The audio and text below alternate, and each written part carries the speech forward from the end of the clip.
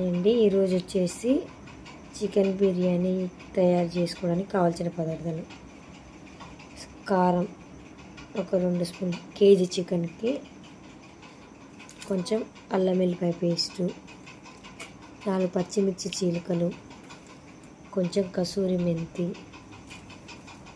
సాజీరా 3 యాలకులు 4-5 లవంగాలు 4-5 మిరియాలు 1 ఇంచు దాల్చిన చెక్క కొంచెం కరివేపాకు 3 మరాఠీ మొగ్గ 2 స్టార్ పువ్వు కొంచెం అనాస పువ్వు పొడి చేసుకున్న జాజికాయ ఇప్పుడు కొంచెం గరం మసాలా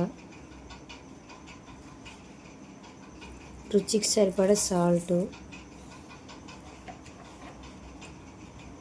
చిటికెడు పసుపు కొంచెం జీలకర్ర ధనియాల పొడి వచ్చేసి ఫ్రైడ్ ఆనియన్ కొత్తిమీర పుదీనా పెరుగు అన్నీ బాగా మిక్స్ చేసుకోవాలండి. ఇట్లా బాగా కలుపుకోవాలి.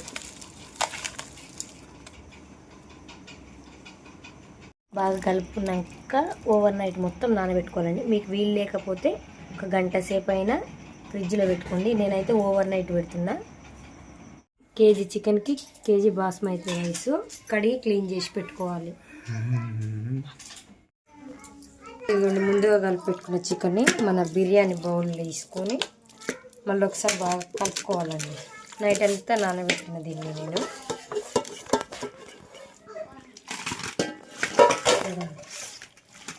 మళ్ళీ ఒకసారి బాగా కలుపుకొని ఉప్పు అన్నీ సరిపోయినాయో చూసుకోవాలండి. ఇదిగోండి మన చికెన్ అయితే ఉడికిపోయింది. ఇప్పుడు 90% ఉడికిన రైస్ని వాటర్ లేకుండా తీసి అందులో వేయాలండి.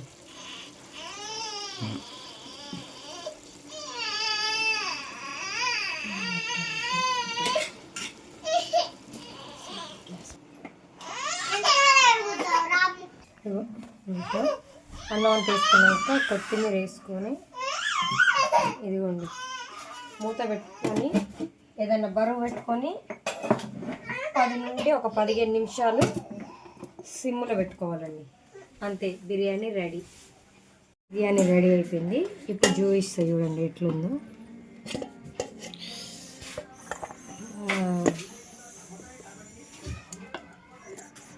చూడండి ఇదిగోండి పీస్ కూడా మెత్తగా ఉడికిపోయింది.